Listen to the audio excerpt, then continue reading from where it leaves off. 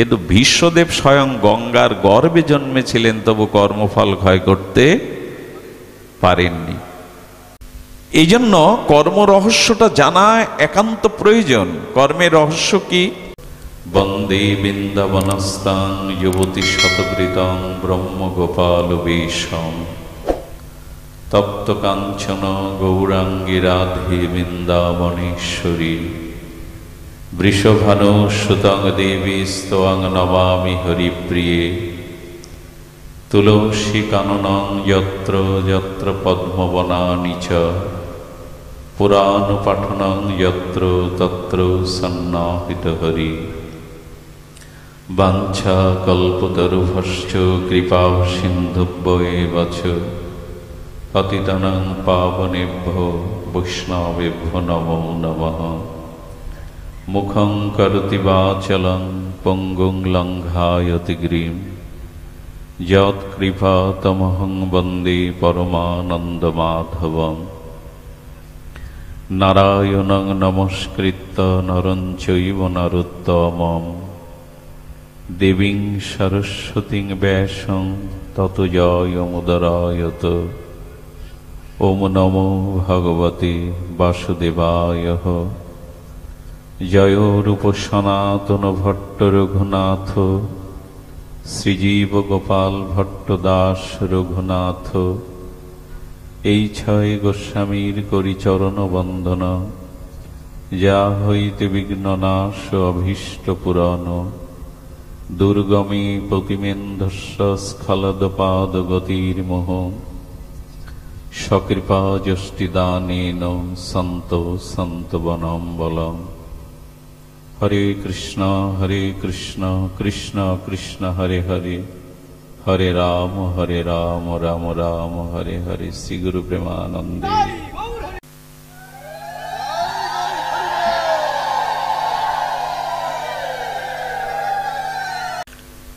জয় রাধে। যদ যদচরোতই শ্রেষ্ঠস্তর দেবতর জনা যৎ প্রমাণাং কুরুতে লোকান্ত অনুবর্ততে। কলিযুগ পাবন অবতার পরম প্রেমময় প্রেম পরতত্ত্ব সীমা রাস বিলাসের চরম পরিণতি। প্রেম বিবর্ত বিলাস শ্রীমূর্তি পরম কারণ্য ঘন প্রেম ঘন শ্রীবিগ্রহ শ্রী শ্রী শচীনন্দন নদিয়া বিহারী গৌর হরি। পরম পাবন পতিত উদ্ধারণ নাম প্রেম দাতা শিরোমণি। দয়াল নিতাই চাঁদের মহা অনুকম্পায় শ্রী শ্রী গান্ধার্বিকা গিরিধারীর অপর অনুকম্পায় করুণায় মহিমায় শ্রী বিষ্ণু আশিস্ত আমাদের বঙ্গাব্দের প্রায় গোধূলি বা অন্তিম লগ্নে ৮৯ উত্তরপাড়া স্থিত ভক্ত গৃহশ্রী অঙ্গনে এই সুমঙ্গল মাঙ্গলিক পরম ভক্তিযোগ্য জ্ঞানযজ্ঞের সুধা কথা যজ্ঞের যে আয়োজন, এই পরম আয়োজনে এই মহা মহেন্দ্রক্ষণে অমৃতক্ষণে অস্মাদীয় পরমারাধ্য শ্রী শিল গুরুপাদ পদ্মে তার পদার পাবন বিন্দে পরাধ্য কোটি দণ্ডবৎ প্রণতি। সমাগত সংকীর্তন আচার্যবৃন্দ, মহতি রসিক ভাগবত আচার্যবৃন্দ, বৈষ্ণবজন, সুধীজন, জ্ঞানীজন, মহতজন, শ্রদ্ধাশীলা ধর্মশীলা কল্যাণিয়া শক্তিস্বরূপিণী মাতৃগণ, সমাগত সকল ভক্তচরণে দিন অতি দিনে সশ্রদ্ধ দণ্ডবৎ প্রণতি। সদী ভক্তগণ, আমাদের এই জগৎ কর্মপ্রধান। কর্ম ব্যতীত ক্ষণকাল কোন মুহূর্ত কেউ থাকতে পারে না। এই জন্য এই জগতের নাম কর্মপ্রধান জগৎ। তো কর্ম, অকর্ম এবং বিকর্ম, কর্মের যে রহস্য আমাদের বৈদিক সনাতন শাস্ত্রে, বেদাদি শ্রুতিস্মৃতি শাস্ত্রে, গীতা ভাগবতে কর্মের যে সেখানে অর্থ করা হয়েছে, কর্মকে তিন ভাগে ভাগ করা হয়েছে, কর্ম, অকর্ম এবং বিকর্ম।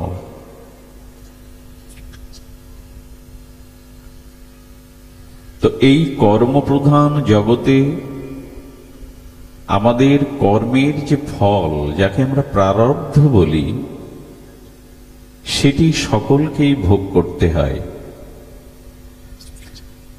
কর্মের ফল থেকে কেহ কোনোদিন নিষ্কৃতি পায়নি, পাওয়া সম্ভাবনা নয়। শ্রুতি দৃষ্টান্ত দিয়েছেন, শত শত গাভী মায়ের মধ্যে আপনি কিছু বৎস বাছুর ছেড়ে দিন, শত শত গাভী মার মধ্যে অসংখ্য গাভীর মধ্যে তার বৎসটি ঠিক তার মায়ের বাটকেই চিনে নেবে। তেমনি আপনি অতীত যে কর্মে করেছেন সেটা অনাদি অতীত হতে পারে। সেই অনাদি কালের পূর্ব জন্মের যে কর্ম করেছেন, সেই কর্মের ফল আপনাকে কোনো না কোনো কালে, কোনো না কোনো সময়ে খুঁজে নেবেই নেবে। বাছুরটা ভুল করে না তার মায়ের বাটকে চিনতে, মায়ের স্তনকে চিনতে। সহস্র গাভীর মধ্যে বৎসটি তার মা গাভীকে যেমন খুঁজে নেয়, তেমনি শত জন্মের মধ্যে আপনার কৃত কর্মের ফল, কর্মের ফল আপনাকে খুঁজে নেবেই। প্রায়শ শোনা যায় বর্তমানে যারা শাস্ত্র বিরুদ্ধ কর্ম করছে, যারা লোকহিত কর্ম করছে না, যারা শাস্ত্রের মর্মার্থ বাণীর দ্বারা নিজের জীবন পরিচালনা করে না, এদেরই তো সুখ দেখি, এদেরই তো বৈভব দেখি, এরাই তো এখন জগতে সুখী।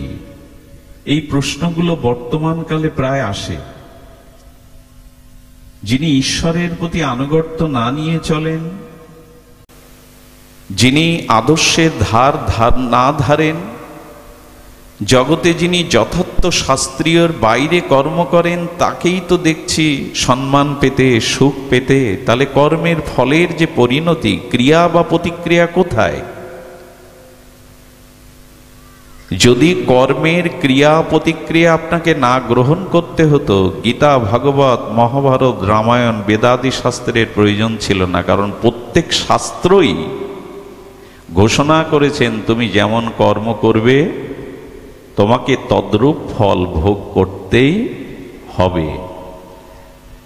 তো যদি অশাস্ত্রীয় কর্ম করে, অভদ্রোচিত কর্ম করে, অন্যায় ক্ষমতার দ্বারা যদি আমি সুখী হই, আর সেখানে যদি বলা হয় না না,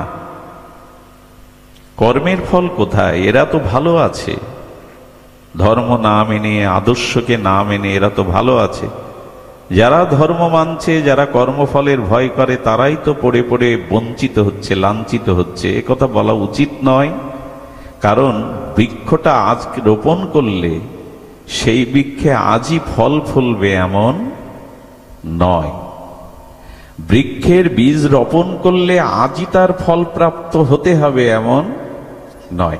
আচ্ছা, অন্যায়, অপকর্ম, অশাস্ত্রীয় কর্ম করেও কেউ কেউ সম্মান, মর্যাদা, সুখ, শান্তির মধ্যে আছে কেন?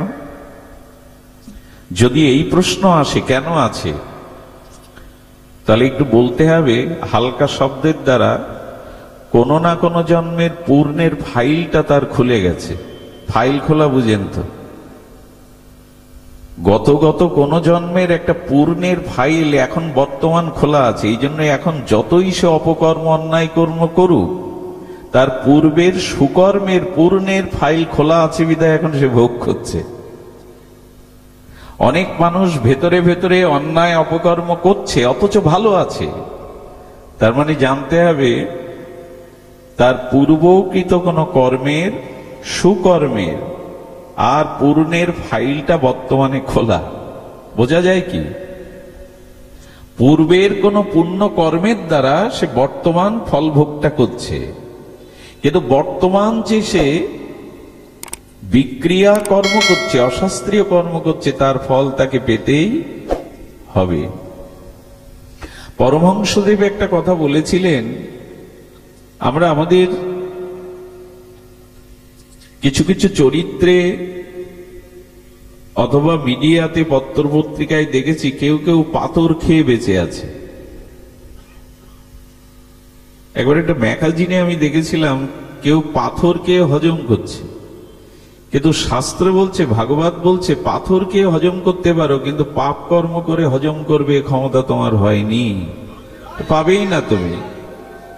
ভলিউমটা একটু বাড়িয়ে দাও, সামান্য বাড়িয়ে দাও ভলিউমটা।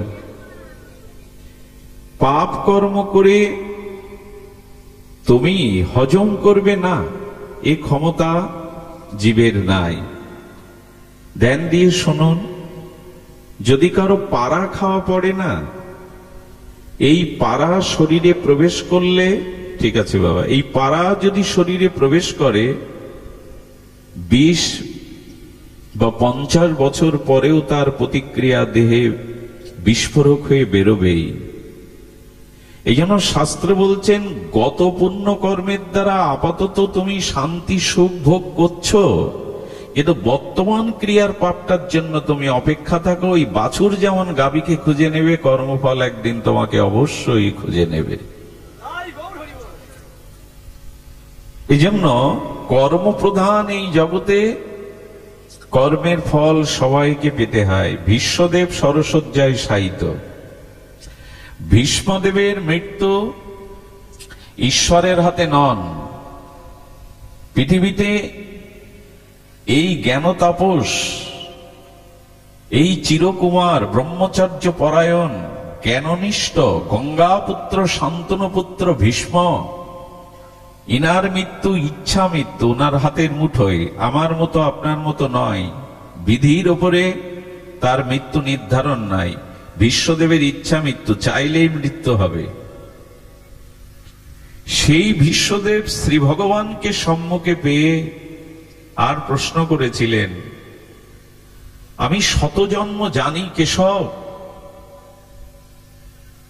হে বাসুদেব ভগবান, হে জনার্দনে পার্থ সারথি, আমি শতজন্মের কথা জানি। মৃত্যুর সময় এই তীরের উপরে, বিষাক্ত যন্ত্রণা কাতর তীরের উপরে আমাকে মরতে হচ্ছে। আমি এমন কোন পাপ করিনি শত জন্মে যে এই যন্ত্রণা আমাকে পেতে হবে।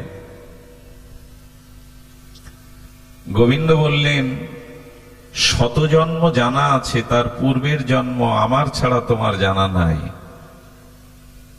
এটা তোমার জানা নাই শত জন্মের পূর্বে। সেই শত জন্ম পূর্বে সরস্বীপ জাতীয় কোন একটা প্রাণী পথ চলতে গিয়ে তোমার পায়ে জড়িয়ে যায়, তুমি তাকে পদাঘাত দিয়ে দূরে ছুঁড়ে ফেলেছিলে একটি কাঁটার উপরে, কণ্টকের উপরে। সে অনেকগুলো কাঁটা গাছের উপরে বিদ্ধ হতে হতে ধুকে ধুকে মারা যায়। শত জন্ম পরেও তোমাকে সেই কর্মফল ভোগ করতে হচ্ছে তীরের উপরে শুয়ে। এবং মজার কথা হলো, জানবার মতো কথা হলো, মানুষ গঙ্গা স্নান করে পাপ বিধৌত করার জন্য, পাপ স্খলনের জন্য, কিন্তু ভীষ্মদেব স্বয়ং গঙ্গার গর্ভে জন্মেছিলেন, তবু কর্মফল ক্ষয় করতে পারেননি। গঙ্গাতে অবগাহন করলে মানুষের পাপ স্খলন প্রক্ষালন হয়, কিন্তু সেই ভীষ্মদেব গঙ্গার গর্ভে জন্মেও কর্মফল এড়াতে পারেননি। ভগবান শ্রীকৃষ্ণের উত্তর পুরুষগণ, তার মধ্যে অন্যতম শাম্ব, শ্রীকৃষ্ণের পুত্র শাম্ব স্বয়ং ভগবানের পুত্র, দ্বারকাধীশ ভগবানের উত্তরসূরি আত্মজ। সে অষ্টবক্র সহ মুনীন্দ্রগণ ভগবান শ্রীকৃষ্ণের বন্দনা করতে এসেছিলেন। যে মুনীন্দ্র, জ্ঞানীন্দ্র, যোগীন্দ্র, অমলাত্মা, বিমলাত্মা ঋষিদেরকে ভগবান শ্রীকৃষ্ণ প্রণাম করতেন, স্তুতি করতেন, সেই শ্রীকৃষ্ণের ছেলে শাম্ব যদুবংশের ছেলেদের নিয়ে ঋষি কাছে বলছে, ঋষি, এক পুরুষ যুবককে রমণী সাজিয়ে, গর্ভবতী সাজিয়ে সামনে এনে বলছে, বলুন তো ছেলে না মেয়ে হবে? ত্রিকালদর্শী ঋষি দেখলেন শ্রীকৃষ্ণের ছেলেদের, সন্তানদের, দ্বারকাধীশ ভগবানের উত্তর পুরুষদের যদি গর্বে এ জাতীয় স্খলন হয়, এরা ভারতবর্ষই রাখবে না, ধ্বংস করে দেবে, এদের ধ্বংস অনিবার্য। অভিসম্পাত করলেন যে যদুকুল ধ্বংস হবে, এর গর্ভে যে জন্ম নেবে, শুল জন্মাবে, এই শুলের দ্বারা যদুবংশ ধ্বংস হবে। এবং সেই গর্ভ থেকে শুল জন্মালো, সেই শুল বলরামের আদেশে সাগর তীরে গিয়ে ঘষে ঘষে ঘষে ঘষে নিষ্ক্রিয় করবার চেষ্টা করা হলো। সেই ঘষে ঘষে নিষ্ক্রিয় করে সেই শুলের কিয়দ অংশ, যেটা দুগ্ধ ফেনিবিল ফেনার মধ্যে মিশে মাছ ভক্ষণ করলো, সেই মাছের পেটে ওই শুল আবার বড় হলো। ধীবর সেই মাছ পেল, বাজারে সেই শুল বিক্রি করলো, ব্যাত সেই শুল দিয়ে তীর ক্রয় করলো।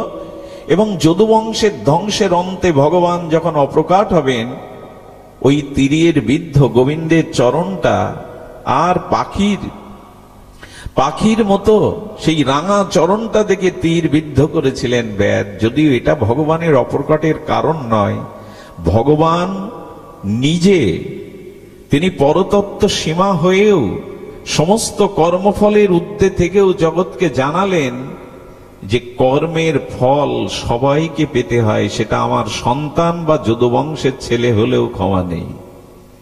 এজন্য মানুষের উচিত এই কর্মকে যথাযথ রূপে নির্ণয় করা এবং কর্ম রহস্যটা জানা। আমরা একটু ধ্যান দেব, শুষ্ক কথা, লীলা কথা নয়, তবু ধ্যান দিতে হবে, কারণ কর্মই আমাদের জীবনের উত্থান এবং পতনের কারণ হয়। কর্মই এই জগতে মানুষকে পুনঃ পুনঃ জন্ম মৃত্যুর, পুনঃ পুনঃ কর্মফলের জরাব্যাধির কারণ হয়ে দাঁড়ায়। এই পৃথিবীতে প্রত্যেকটি প্রাণী তার পূর্বজাত কর্মফল ভোগ করবার জন্যই জগতে এসেছে। এই জন্য কর্ম রহস্যটা আমাদের জ্ঞাত হওয়া একান্ত অপরিহার্য। কর্মনা গহন গতি, গীতাকার ভগবান বলছেন কর্মের গতি বড় গভীর, কর্মের রহস্য আমরা সবাই অনুভব করতে পারি না। পর্বত শৃঙ্গের গুহার মধ্যে ঘোর অন্ধকার, তাতে প্রবেশ করা যেমন দুরূহ কাজ, তেমন কর্মের রহস্যটা পর্বত শৃঙ্গের গুহার মতো, সেটি বড় দুর্বেদ্য, বোঝা যায় না। এই ক্ষণকালের পরে আমার কর্মফলে কি ঘটতে যাচ্ছে আপনি কি বুঝতে পাচ্ছেন, দেখতে পাচ্ছেন? এই জন্য কর্ম রহস্যটা জানা একান্ত প্রয়োজন। কর্মের রহস্য কি, খুব ধ্যান দিয়ে শুনুন। কর্মফলই জয়ী হয়। আচ্ছা, বালির কথা জানেন আর সুগ্রীবের কথা অনেকেই জানেন। বালি এবং সুগ্রীব কিষ্কিন্ধার দুইজন অধিপতি, এই তো। এখানে গোস্বামী তুলসীদাস রামচরিত মানসে বালিকে কর্মের আর প্রতীক হিসাবে দেখেছেন, আর জীবের প্রতীক হিসাবে সুগ্রীবকে দেখেছেন। ধ্যান দিয়ে শুনতে হবে। এখানে বালি হলো কর্মের প্রতীক আর সুগ্রীব হলো জীবের প্রতীক। সুগ্রীব শক্তিশালী, সেও কিষ্কিন্ধার যুবরাজ, কিন্তু বালি এসে তাকে পরাস্ত করে তার স্ত্রী বা সিংহাসন কেড়ে নিল।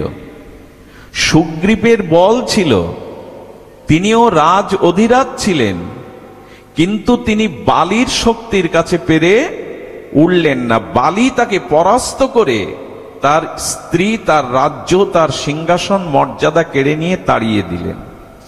মাঝে মাঝে জীবের ক্ষমতা থাকতেও, জীবের অধিকার থাকতেও, জীবের পদ প্রতিষ্ঠা দক্ষতা থাকতেও, চেষ্টা থাকার পরেও জীব পরাজিত হয় কার কাছে? কর্মের কাছে। সুগ্রীবের শক্তি ছিল, তিনিও রাজা ছিলেন, কিন্তু বালিরূপ কর্মের কাছে মাঝে মাঝে জীবকে হেরে যেতে হয়। মাঝে মাঝে আমরা হেরে যাই, পারি কি? কর্মফলের কাছে পেরে উঠি কি? জীবনটা যেভাবে সাজাতে চেয়েছিলাম আদৌ তা পারিনি। কারণ আমরা জীব, আমরা কর্মফলের কাছে চিরদিনই পরাজিত হই। বালির কাছে যেমন সুগ্রীব বারবার পরাজিত হচ্ছে। দেখুন, কর্মফল এমন একটা জিনিস, আশ্চর্য হতে হয়। যারা শ্রীবৎস রাজার উপাখ্যান পড়েছেন, বিশেষ করে আমাদের গ্রহরাজ শনির এটা পাঁচালিতে আছে, শ্রীবৎস রাজার গ্রহদোষের কারণে বনের পোড়া মাছ ধুয়ে, নদীর জলে পোড়া মাছটা ধুয়ে ওইটা ভক্ষণ করে বেঁচে থাকবার নিমিত্তে পোড়া মাছ ধুতে গেলে পোড়া মাছ নাকি লাফিয়ে চলে গেল। জানি না এটা সত্য মিথ্যার, কিন্তু কর্ম যদি আপনার বিরূপ হয়, তো আপনি যতই শক্তিশালী হন, যতই আপনার ক্ষমতা থাকুক, কর্মের কাছে জীব কোনোদিন পেরে ওঠেনি। এই পৃথিবীতে এই জন্য ঈশ্বর হয়েও যখন লীলা করতে এসেছেন, স্বয়ং রামচন্দ্রকেও রাজত্ব অভিষেকের দিন, তাকে রাজ মুকুট পরার দিন বনবাসে যেতে হয়, স্বয়ং ভগবানকে। এবং ভগবানের পিতা যিনি দশরথ চক্রবর্তী সম্রাট, তিনি গুরু বশিষ্ঠের কাছে শুভ দিনের নির্ঘণ্ট করলেন, আমি রামকে অভিষেক করবো, একটা শুভ দিন দেখে দিন। আমরা যেমন দেখি, তো বশিষ্ঠ ঋষি শ্রেষ্ঠ, ত্রিকালজ্ঞ, তবু বশিষ্ঠের দিনক্ষণ কাজে লাগলো কি? কর্ম যদি প্রবল হয়, তাহলে ঋষি বশিষ্ঠেরও শুভক্ষণ নির্ঘণ্ট কাজে লাগে না। দেখুন, এবং ভগবানের পিতা হয়েও তার ইচ্ছা পূরণ হয়নি। এমনকি রঘুপতি রামচন্দ্র মা জানকীকে হারিয়ে, স্ত্রীকে হারিয়ে বনে বনে কাঁদছেন। এটি কি ভগবানের কাজ? সর্বজ্ঞ ভগবানের কাজ। ভগবানের কর্মফল নাই। যেমন আকাশকে আঘাত করা যায় না, কামান ডেগে বন্দুক ছুরি দিয়ে আকাশকে আঘাত করতে পারবেন কখনো? সূর্যতে কখনো অন্ধকার নামবে না। সূর্য সেই ভাস্কর, সূর্যে কখনো আধার নামবে না। সে সূর্য গ্রহণ হতে পারে, তাই বলে সূর্যের যে তেজরশ্মি মহাপ্রলয় ছাড়া স্তিমিত হবে না। তেমনি কর্মফলের হাত থেকে আমাদের কারো রেহাই নাই। তো মাঝে মাঝে জীবরূপ সুগ্রীব আর কর্মফল রূপ বালির কাছে মাঝে মাঝে পরাস্ত হয়ে স্ত্রী, সম্পদ, সম্মান সব হারাতে হয়। হলো কিনা? আচ্ছা, কর্মফল এড়ানোর বা কর্মফলের যে প্রারব্ধকে সেটি ক্ষয় করবার কোনো উপায় কি শাস্ত্র বলেছে? আমরা তো সমস্যাটা শুনলাম, সমাধান কি দেওয়া আছে? বলো আছে। আমার অনাদিকালের যে প্রারব্ধ কর্ম, সঞ্চিত কর্ম, ক্রিয়ামান কর্ম, কর্ম তিন প্রকার: ক্রিয়ামান, সঞ্চিত, প্রারব্ধ। ক্রিয়ামান হলো আমি এই মুহূর্তে যেটি করছি সেটা শুভ বা অশুভ, এর নাম ক্রিয়ামান কর্ম। এই মুহূর্তে আমি যেটা করছি একে বলে ক্রিয়ামান কর্ম। এই ক্রিয়ামান কর্ম শুভ বা অশুভ, মঙ্গল বা অমঙ্গল, অনুকূল বা প্রতিকূল, এটা যখন সঞ্চয় হয়ে থাকছে, তখন মানে অতীত সঞ্চয়, অনেক অনাদি কর্মের কর্ম আমার সঞ্চিত হয়ে থাকছে, তার নাম সঞ্চিত কর্ম। আর ওই সঞ্চিত কর্ম শুভাশুভ ফলদানের জন্য সুখ দুঃখ, অনুকূল প্রতিকূল পরিস্থিতি হিসাবে আমার জীবনে যখন সম্মুখে আসছে, তখন তার নাম প্রারব্ধ। ক্রিয়ামান, সঞ্চিত, প্রারব্ধ, কর্মের এই তিন গতি। এখন লক্ষ্য করুন, জীব এই কর্মফলের দ্বারা নিষ্পেষিত হবে, আর এই কর্মফল তাকে অবশ্যই অবশ্যই ভোগ করতে হবে। কিন্তু এমন কোন শক্তি নাই, এমন কোন উপায় নাই যে জ্ঞাত অজ্ঞাত সারে কর্মফলকে আমি ক্ষয় করতে পারি, কর্মের থেকে আমি নিষ্কৃতি পেতে পারি। এই উপায় যদি না থাকতো, তাহলে সর্বজ্ঞ, সর্বশক্তিমান তত্ত্ব এবং করুণার আধার আশ্রয় ভগবানকে কেন ডাকি আমরা? যদি কর্মই ভোগ করতে হবে, এখানে ঈশ্বরের কোনো করুণা আমাকে কর্মের নিদারুণ ফল থেকে রক্ষা করতে না পারে, তাহলে কর্মফলই তো ভগবান হয়ে গেল, সর্বশক্তিমান হয়ে গেল। এখানে সচ্চিদানন্দ করুণা ঘন কৃপামূর্তি ভগবানের কি প্রয়োজন? হ্যাঁ, কর্মফল ক্ষয়ের উপায় ভগবান বলেছেন। শ্লোকটি গীতাতে সকলেরই জানা, সকলেই এই শ্লোকটি জীবনে এক দুইবার ভেবেছেন, উচ্চারণ করেছেন, শ্রবণ করেছেন। সর্বধর্মান পরিত্যাজ্য মামেকং শরণং ব্রজ। এই দেখুন, কর্মফল থেকে নিষ্কৃতির উপায় স্বয়ং ভগবান সার্বভৌম গীতা শাস্ত্রে বলে গেছেন। অহং তং সর্ব পাপেভ্য মোক্ষায়িষ্যামি মা শুচ। আমি তোমার সমস্ত পাপ কর্মফল থেকে উদ্ধার করব। কত বড় ভরসার স্থল রেখে গেছেন ভগবান। মা শুচ, দুঃখ করো না। শুচ মানে দুঃখ, তুমি দুঃখ করো না। সর্ব পাপেভ্য হরহরি, তোমার অনাদিকালের দুর্বাসনা কামনাময় প্রবৃত্তিময় যে কর্মের ফল, পাপের ফল, আমার শরণ নাও। যদি আমার শরণাগতিতে আসতে পারো, আমাতে আত্মসমর্পণ করতে পারো, আমি কথা দিচ্ছি কর্মের ফল হতে আমি তোমায় নিষ্কৃতি করব। আমি কথা দিচ্ছি।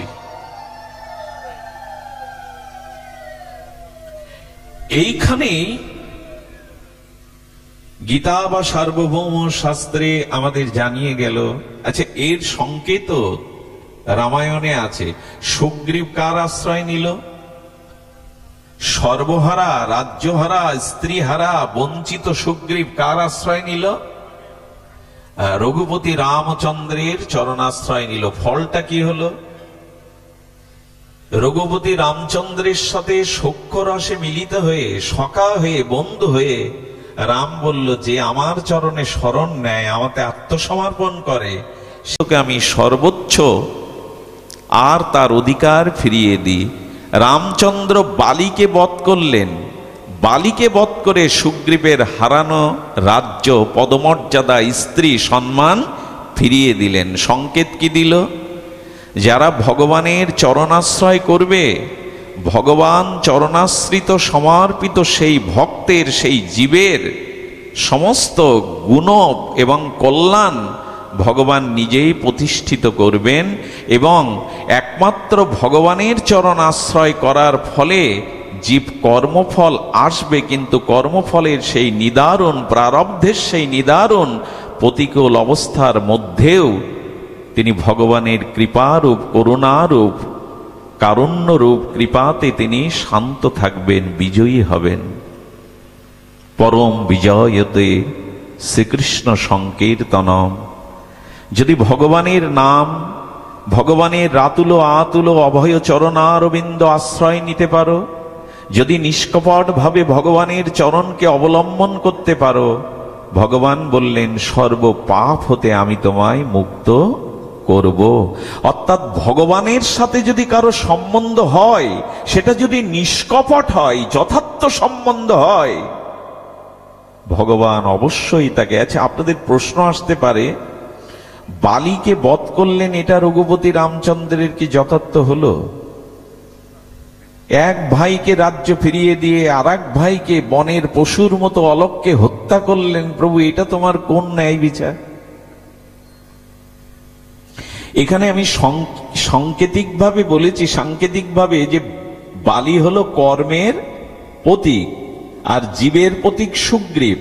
তো কর্মফলের দ্বারা জীব যখন পরাজিত হয়, সেই জীব আবার জয়ী হতে পারে।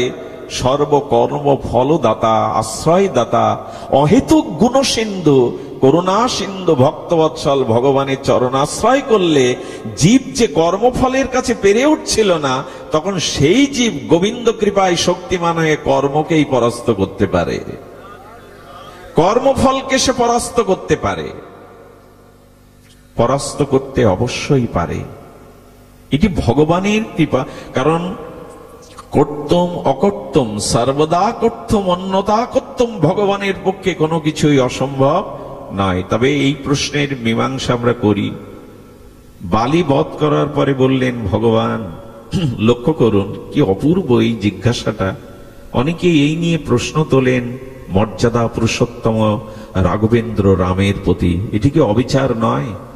বালি বলছেন, তুমি ভগবান, আমাকে তুমি সম্মুখ সমরে যুদ্ধের দ্বারা পরাস্ত করো, এটাই তোমার বীর্যবত্তা।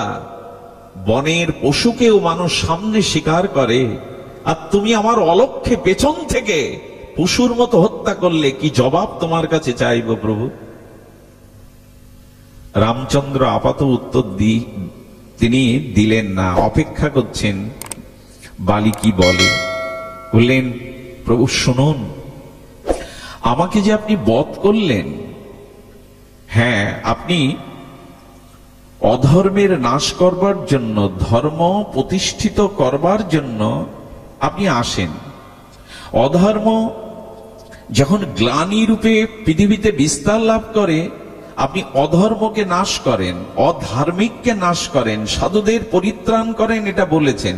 তো আমি তো কিষ্কিন্ধার বানর জাতি, পশু জাতি, আমার দ্বারা তো পশুত্ব কর্ম হবেই। রাম বলছে ছোট ভাইয়ের স্ত্রীকে জোর করে হরণ করা, ছোট ভাইয়ের অধিকার বঞ্চিত করে তার রাজ সিংহাসন কেড়ে নেওয়া। তো বললেন, আমি তো পশু জাতি, পশু তো পশুর মতো কর্ম করবেই, পশু তো পশুর মতো কর্ম করবেই। তখন বললেন, পরের স্ত্রীকে হরণ করার সময়, পরের অধিকারকে বঞ্চিত করার সময় তোমার পশু বুদ্ধি আসেনি, হ্যাঁ, তোমার ধর্মবুদ্ধি আসেনি, কিন্তু এখন হারাচ্ছ, তখন তোমার ধর্মবুদ্ধি আসছে। তুমি পশু জাতি নও, কারণ এখন হারিয়ে ফেলছো, তাই তোমার বিচার বুদ্ধি আসছে। কিন্তু যখন বঞ্চিত করে দখল করেছিলে, তখন তুমি পশু বুদ্ধির দোহাই দিয়ে এগুলি ভোগ করেছিলে। কর্ণের রথের চাকা কুরুক্ষেত্রে ডেবে গেছে মাটিতে। বীর অর্জুনকে কর্ণ বলছেন, নিরস্ত্রকে অস্ত্র দ্বারা বাণ বর্ষণ করা যোদ্ধার ধর্ম নয়। অর্জুন বুঝলেন, ধনুর্বাণ ত্যাগ করলেন। স্বয়ং গোবিন্দ এগিয়ে এসে বললেন, ধর্মের তত্ত্ব, ধর্মের রহস্য তুমি কি জানো অর্জুন, সরে দাঁড়াও, এই মুহূর্তে কর্ণকে বধ করো। কর্ণ বলছে, বা জনার্দন বা, নিরস্ত্রকে তুমি অস্ত্র দ্বারা বধ করতে শিক্ষা দিচ্ছ, তুমি ভগবান, তুমি পুরুষোত্তম। হুঙ্কার দিলেন অখণ্ড পরতত্ত্ব শ্রীকৃষ্ণ। যেদিন সপ্ত রথী মিলে আর সেই চক্রের মধ্যে, চক্রব্যূহের মধ্যে নিরস্ত্র অভিমন্যুকে পেছন দিয়ে ছুরি মেরেছিলে, সেদিন তোমার ধর্মবুদ্ধি কোথায় ছিল কর্ণ? নিরস্ত্র অভিমন্যুকে চক্রব্যূহের মধ্যে যখন তার পেছনে ছুরি মেরেছিলে, সেদিন তোমার ধর্মজ্ঞান, ধর্মবুদ্ধি কোথায় ছিল? ধর্ম যে নিজে পালন করে না, ধর্মের উপদেশ দেওয়ার কোন অধিকার তার নাই।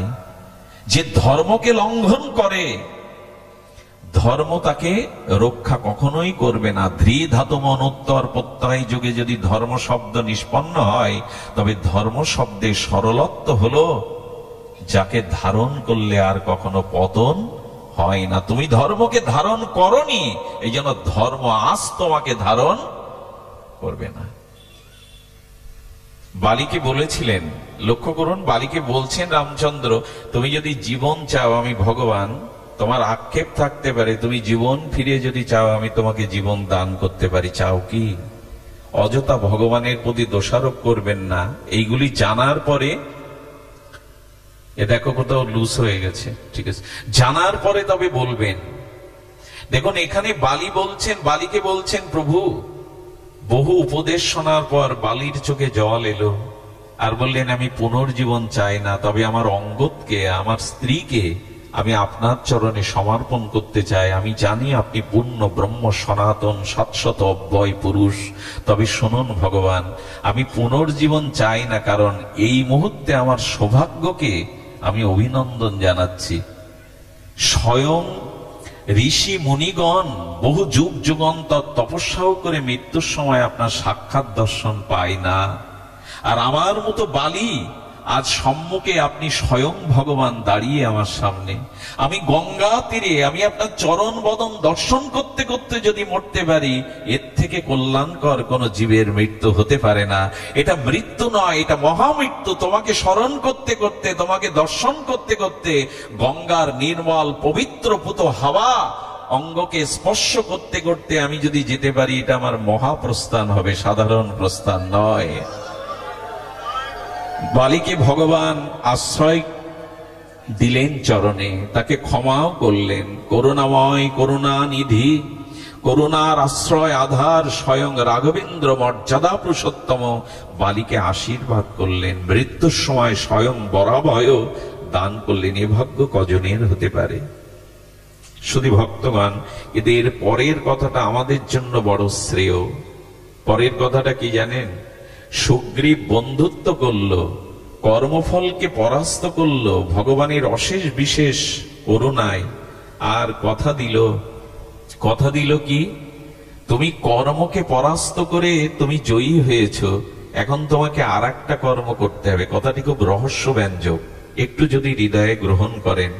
রাম ভগবান বললেন, সুগ্রীব রাজ্য পেয়েছ, সা অধিকার ফিরে পেয়েছ, পদ প্রতিষ্ঠা ফিরে পেয়েছ, কিন্তু রাজ্য পাওয়া, স্ত্রী পাওয়া, সম্মান পাওয়া, মর্যাদা পাওয়া, ধন ঐশ্বর্য পাওয়া, সমাজে সুনাম সুখ্যাতি পাওয়াটা জীবনের শ্রেষ্ঠ কর্ম নয়। শ্রেষ্ঠ কর্ম হলো ভক্তিকে অন্বেষণ করা, অর্থাৎ সীতাকে অন্বেষণ করা। সীতা কে? জগৎ জননী লাদিনী শক্তি। সীতা হলো ভক্তির মূর্তিমন্ত বিগ্রহ। অর্থাৎ রামচন্দ্র জানালেন জগৎকে, স্ত্রী পুত্র বিষয় বৈভব পদ মর্যাদা জগতে কর্মের দ্বারা তুমি যা পেয়েছ, এর ঊর্ধ্বে একটি শ্রেষ্ঠতর কর্ম আছে, ভগবান বা ভক্তিকে অন্বেষণ করা, ভক্তিময় কর্ম করা। কি সংকেত দিচ্ছে দেখুন। আমাদের রামায়ণ মহাভারত সাধারণ কাব্যগ্রন্থ নয়। বললেন, জীবনের সর্বশ্রেষ্ঠ কর্ম হলো সংসারের সকল কর্মের মধ্যে ভক্তি কর্ম করা, ভগবত ভজনের কর্ম করা। এটা কি আমরা করি? কর্ম তো রাত দিন করছি, সংসার সুখের জন্য, অর্থ সামর্থ্য মর্যাদা, সমাজে নিজের প্রাপ্তির জন্য সারাটা জীবন কর্ম করে গেলাম। নিজের বিবেকের কাছে, নিজের বিচারের কাছে একবার বিচার দিন তো, যে কর্ম করতে এসেছিলাম সেই ভগবত কর্ম, ভক্তি কর্ম কি হলো আমাদের জীবনে? আমি সকল কাজের পাই হে সময়, তোমারে ডাকিতে পাইনি। আমি চাহি দ্বারা সুত সুখ সম্মিলন, তব সঙ্গ সুখ চাইনি। আমি কতই যে করি বৃথা পর্যটন, তোমার কাছে তো যাইনি। আমি কত কি যে খাই ভস্য আর ছাই, তব প্রেমামৃত খাইনি। আমি কত গান গাই মনের হরষে, তোমার মহিমা গাইনি। আমি বাহিরের দুটো আখি মেলে চাই, জ্ঞান আখি মেলে চাইনি। আমি কার তরে দেই আপনা বিলায়ে, ও পদ তলে তো বিকাইনি। আমি সবারে শেখাই কত নীতি কথা, মনেরে শুধু শেখাইনি। আমি সকল কাজের পাই হে সময়, তোমারে ডাকিতে পাইনি। এটা হবে কেন? মনুষ্য জীবন ভজনের জন্য, মনুষ্য জীবন ঈশ্বর আরাধনার জন্য, এই জীবনের সার্থকতা ঈশ্বর প্রাপ্তির জন্য। কিন্তু সেই কর্মটাই সুগ্রীবের মতো আমাদের বাদ পড়ে গেল। সুগ্রীব কি করলো? রাজ্য পেল, স্ত্রী পেল, সমস্ত মর্যাদা পেয়ে 4 মাসের মধ্যে রামের কুশলতা পর্যন্ত জিজ্ঞাসা করতে কোনোদিন যায়নি। এই হলো জীবের, আগেই বলেছি, সুগ্রীব হলো জীবের প্রতীক। আমরা কি পাই? সংসার পাই, স্ত্রী পুত্র জাগতিক সুখ পাই, পেয়ে সেই দিয়ে আসা কথা ভগবানের কাছে, যার জন্য সব পেয়েছি, সেই তার অন্বেষণার কি সংকেত দেখুন রামায়ণ। সুগ্রীব রাজ্য পেয়ে, নাচ গান ভোগ ঐশ্বর্য পেয়ে 4 মাসের, ওই 4 মাস প্রভু কি করছিলেন? 4 মাস প্রভু চাতুর্মাস্য ব্রত পালন করছিলেন। রঘুপতি রামচন্দ্র বর্ষার সময় এসে যায়, ঋষি মুনির সাথে উনি চাতুর্মাস্য ব্রত, এই ত্যাগ বৈরাগ্যের ব্রত পালন করছিলেন। 4 মাস পূর্ণ হলে লক্ষণকেই রঘুপতি রাম বললেন, জীবের দশা আর সুগ্রীবের দশা এক। জীব আমাকে কথা দিয়ে জগতে আসে, ঐশ্বর্য পেয়ে, যাকে আমি সকল কিছু অর্পণ করি, এই জগতের আলো বাতাস, অনন্ত বিশ্ব ব্রহ্মাণ্ড, দুর্লভ মনুষ্য জন্ম, স্ত্রীর প্রণয়, পুত্র কন্যার বিনয়, পিতামাতার স্নেহ, নির্মল বাতাবরণ, ফুলের গন্ধ, পাখির কণ্ঠে কলকাকলি, নীল আকাশ, সমুদ্রের অগাধ গম্ভীরতা, এসব তার জন্যই আমি সৃষ্টি করি। যে অথচ সে আমার দিকে তাকালো না, আমার দিকে চাইল না। সকল কাজের সময় আছে, আমার কাছে আসবার সময় নেই। রবীন্দ্রনাথ তার এক চরণে বলেছিলেন, এই আমার সকল দুঃখের প্রদীপ জেলে যেন সন্ধ্যায় তোমার কাছে নিবেদন করতে পারি। হৃদয় দেবতা আছো যে প্রাণে, মন যেন তাহা নিয়ত জানে। কবিগুরু বললেন, হৃদয় দেবতা আছো যে প্রাণে, মন যেন তাহা নিয়ত কই জানে কই, তিনি আমার মধ্যে আছেন, আমার হৃদয়ে আছে, হৃদয়ের স্বর, তিনি তো হৃদয়ে আছেন কই জানি না তো। আমি বাহির পানে চোখ মেলেছি, হৃদয় পানে কত বড় অকৃতজ্ঞ আমরা হলে, আমার মতো মাদিস জীব হলে এটা হয়। এই জগৎ সৃষ্টি করলেন আমার আপনার জন্য। এই যত গন্ধ গান, এই যত সুন্দরের মেলা, জগতের আনন্দ যজ্ঞে আমার নিমন্ত্রণ। ভগবান আমাকে নিমন্ত্রণ করেছেন এই আনন্দ যজ্ঞে। এই জগৎটা আনন্দেরই, শুধু দুঃখে ভরা না। সেই আনন্দ যজ্ঞে নিমন্ত্রণ পেলাম, কিন্তু যার নিমন্ত্রণ পেলাম তার প্রতি কৃতজ্ঞতা নাই। রাম বললেন, লক্ষণ, যে বানে আমি বালিকে বধ করেছি, আগামীকাল সকালে সেই বানেই আমি সুগ্রীবকে বধ করব। খুব ধ্যান দিতে হবে, কথাটি সংকেত অপেক্ষা করছে আমাদের জন্য। এদিকে দৃষ্টি দিন, পাঠের মধ্যে অন্যদিকে দৃষ্টি না দেওয়াই উচিত, যাই ঘটুক। কি বলছিলাম?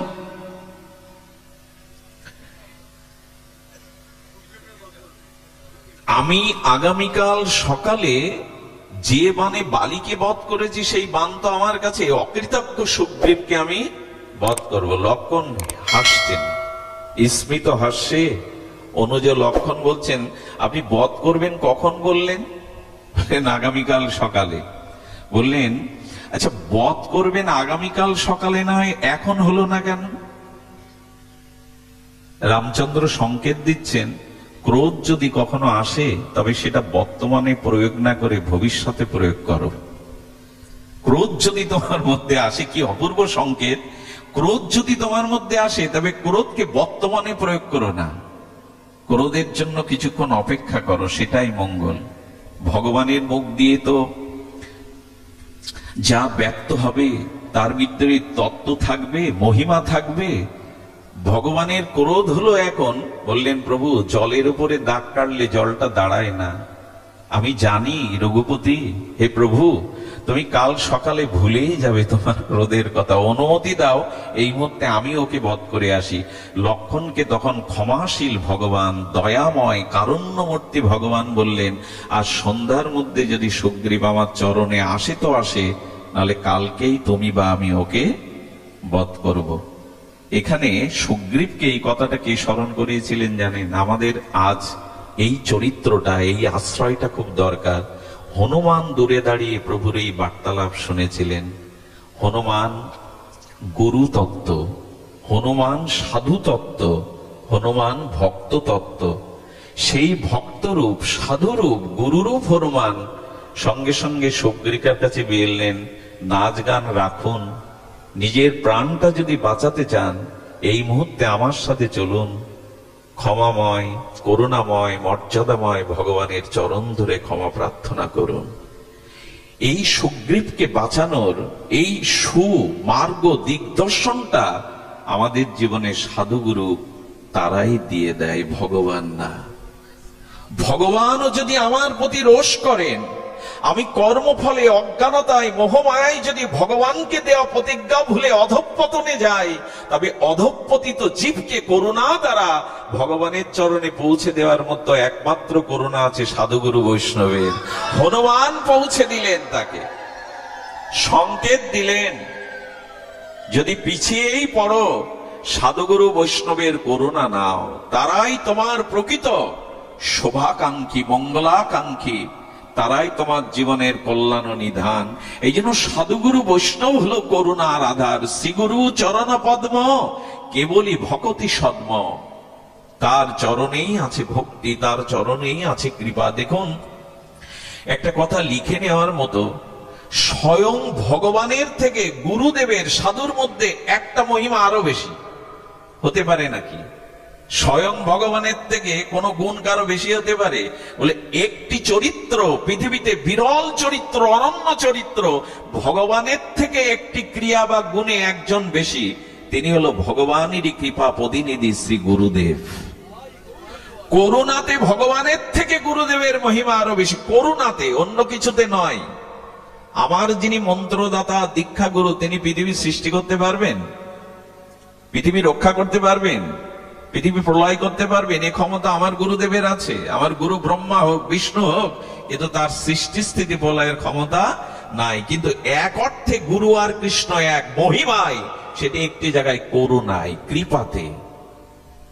ভগবানের থেকে প্রকট গুরুদেবের মধ্যে করুণাটা আরো বেশি। এই জন্য জীব যখন ভগবানকে ভুলে যায়, আধারের পথে চলতে থাকে, তখন করুণানিধি, কারুণ্য ঘন ঘনাত্মক শ্রীমূর্তি, দেখুন, মেঘ ভাসা ভাসা হলে তার থেকে বৃষ্টি আসে না। মেঘগুলো যখন জমাট বাঁধে, তখন তার থেকে ঝড়ো ঝড়ো বৃষ্টি নামে। তো ভগবানের করুণাটা জগৎবাসীকে করুণা করবার জন্য যেন ঘন ঘনাত্মক করুণার মেঘ হয়ে ঘন ঘনাত্মক হয়, তারই নাম গুরুতত্ত্ব। কি মর্মাত্মিক শব্দটা শুনুন। মেঘগুলো ভাসা ভাসা হলে তার থেকে বৃষ্টি নামবে না। মেঘ যখন ঘনীভূত হবে, গাঢ় হবে, তখন তার থেকে বৃষ্টির আশা করা যায়। তেমনি ভগবানের করুণা জীবের প্রতি বিশেষ রূপে যখন ঘনত্ব হয়, সেই কারুণ্য ঘন ঘনাত্মক শ্রীমূর্তি হলো শ্রী গুরু। একটা ব্যাধি তৈরি হয়েছে আমাদের সনাতন ধর্মে। গুরুবাদটাকে অনেকেই স্বীকার করতে চান না।